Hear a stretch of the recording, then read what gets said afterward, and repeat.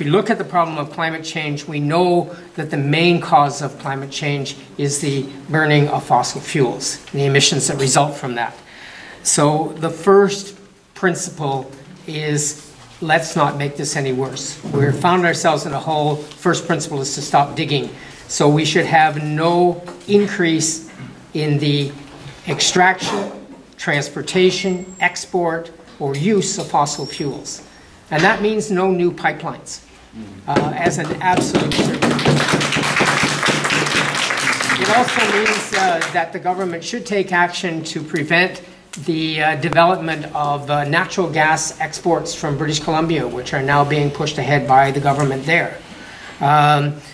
It means that we need to find ways to reduce our emissions. If we look at the international figures, Canadians are the highest per capita emitters in the world of industrialized countries. There's a few sheikdoms that have higher numbers, but in terms of per person emissions, we are the worst. And that's because we have created, and you partly pointed this out, Bob, a society which is very wasteful.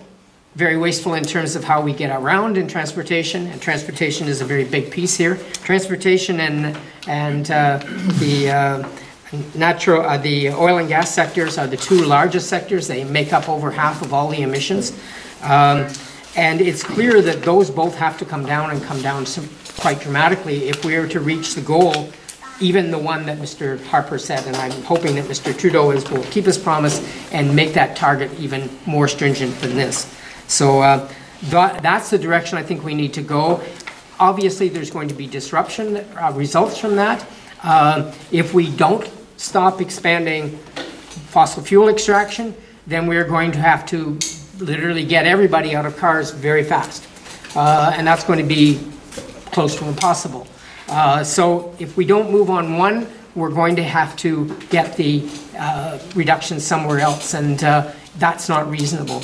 And in making those changes, there's obviously workers in the energy sector who are going to be affected. We need to have a just transition for those people, making sure that they are retrained into other areas, and there's lots of opportunities for retrofitting, for conservation measures, for green energy and clean energy and so on. So those are the things that I think we should be heading towards, and we very much within the context of all of this need to ensure that our treatment of and our relationship with Indigenous communities is one which has to change dramatically and be a just relationship. We are all treaty people.